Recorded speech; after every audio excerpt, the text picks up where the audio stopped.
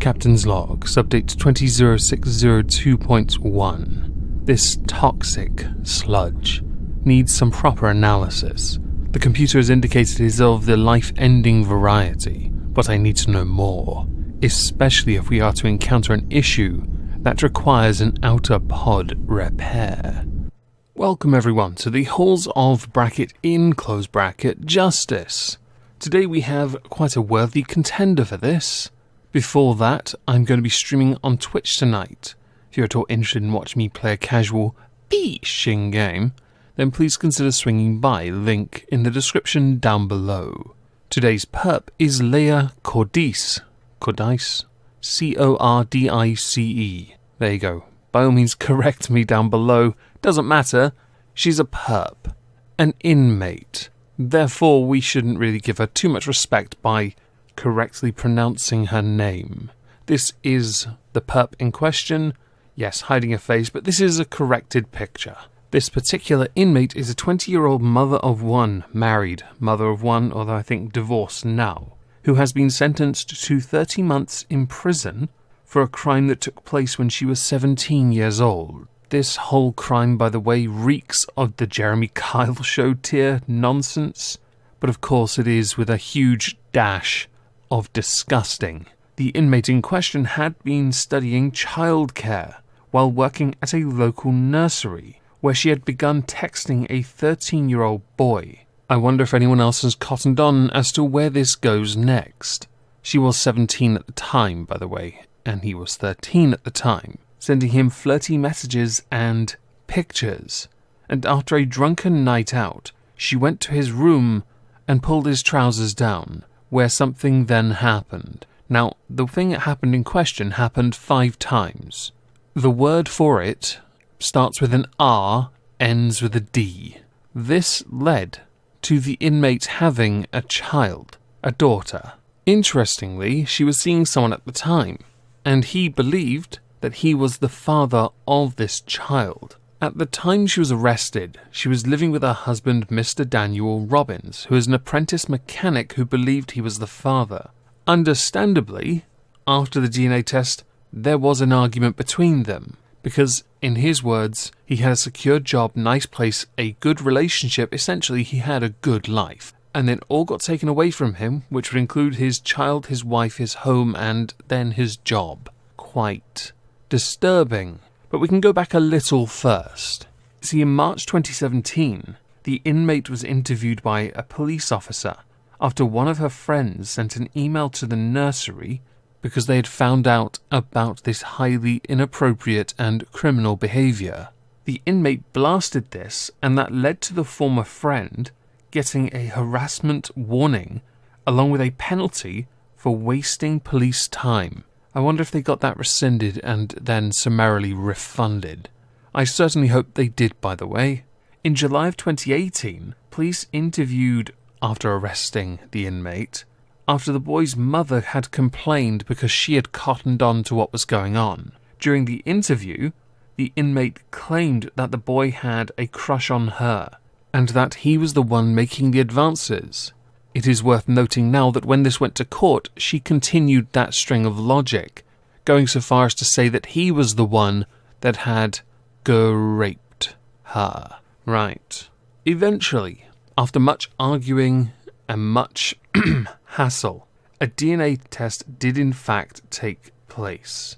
The DNA test showed that with a probability of 14 million times more likely than not, that the 13-year-old boy was the father, which then handily led into the case, didn't it? The defense's position being she lacked any emotional maturity. This came from Tara McCarthy, who also defended her by saying that she did nothing wrong, with her lawyer saying that this is a desperately sad case all around. There are no winners. The age gap between the inmate and the victim is relatively limited. She's right, but one of them is a criminal and the other is a minor. She is a very immature person. She is still, and she certainly was then, and it makes the situation difficult. She does accept that this has had a significant impact on the victim. It is a situation that nobody really wants to be faced with. In the judge's statement on this, Judge Peter Clark said, The inmate asserted that the truth was that she had been by the victim on multiple occasions. It is understandably been urged on the court that psychiatric examination has found the inmate to be of borderline intellectual ability with an IQ of 70 to 85. Oof. I had and have difficulty with that assessment. The inmate gave evidence. She was clear in chief, and she was combative and agile in cross-examination. At one stage I had no alternative but to warn her that she was doing herself a disservice in her interaction with prosecution counsel. Suffice it to say, she showed no remorse for the events. Indeed, I heard no indication from either the inmate or the victim that she held him in any particular affection. The evidence from at least one witness was of physical obsession and self-indulgence as opposed to emotional attachment. I'm going to add this in now because I know some of you are going to say it. She has mental issues. You're right. She does. But she still committed a crime, and therefore one must pay the piper for that. There is a victim impact statement I'd like to go through as well. With the boy being diagnosed with separation anxiety by a psychologist, which is a result of him having his child taken away by social services. With the boy telling the court, "I cannot see my child and have not had any involvement with her recently. Seeing my daughter and then having her taken out of my life was very hard to cope with. It feels like I was punished for what I have been through. I hope in the future I can move on from this and have a relationship with my daughter." So what is the sentence for the inmate? For one multiple incident count of sexual activity with a child, the inmate was sentenced to 30 months detention in a young offenders institution. She is also subject to a sexual harm prevention order for 10 years. A sexual harm prevention order is issued by a court as a means of protecting certain groups of people from sexual harm. In this case, minors.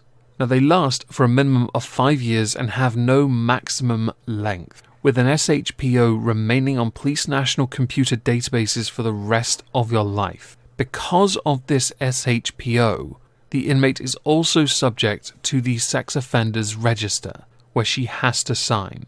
If one does not sign the SHPO, by the way, you are liable for up to 6 months imprisonment, a fine, or both. And it is possible, but not likely, it is possible to appeal it. As far as the sentence goes, I'm inclined to align myself with it, but I would replace 30 months detention with 30 months on Titan, or 30 months walking the cursed earth. And I do hope, sorely hope, that the young man who was a child at the time is able to get the help he needs and to have a long and healthy relationship with his child. I am a tad confused.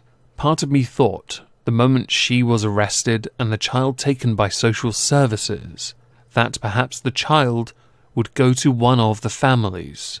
If I'm wrong here, please do correct me, but I've not found any information indicating where that child went, and I'm obviously not going to pry. But I do hope he is able to move on and have that relationship that he wants. There weren't many people like that when I was a child who wanted as a father to be involved in their children's lives. So in this case, one shouldn't look a gift horse in the mouth, and I'm sure he'd be a cracking dad, if given the chance. As I'm done with this, I would very much like to know what you think. Do you think perhaps she should go into the ISO cubes for longer?